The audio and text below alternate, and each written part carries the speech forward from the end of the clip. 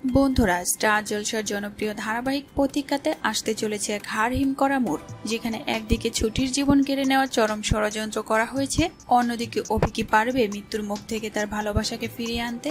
আজকে আমরা কথা বলবো প্রতিজ্ঞার এই ধামাকাদার নতুন প্রোমো এবং আগামী পর্বের টুইস্ট নিয়ে। প্রোমো শুরুতেই দেখা যাচ্ছে এক মারাত্মক দৃশ্য। ছুটিকে একটি হিমাগারে বা কোল্ড স্টোরেজে আটকে রাখা হয়েছে, যেখানে তাপমাত্রা -60°C নামিয়ে দেওয়া হয়েছে। ছুটিকে আটকে রেখে ভিলেনেরা বেশ আনন্দ পাচ্ছে এবং তারা বলছে এবার নাকি ছুটির চিরদিনের মতো ছুটি হয়ে যাবে এবং সে জমে কুলফি হয়ে যাবে।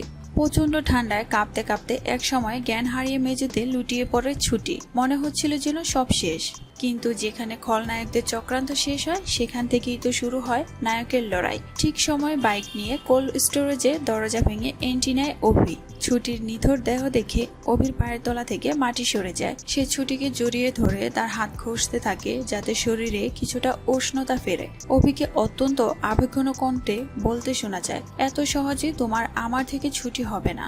অভির এই ভালোবাসার স্পর্শে কি সত্যি অলৌকিক কিছু ঘটবে? ছুটির কি জ্ঞান ফিরবে?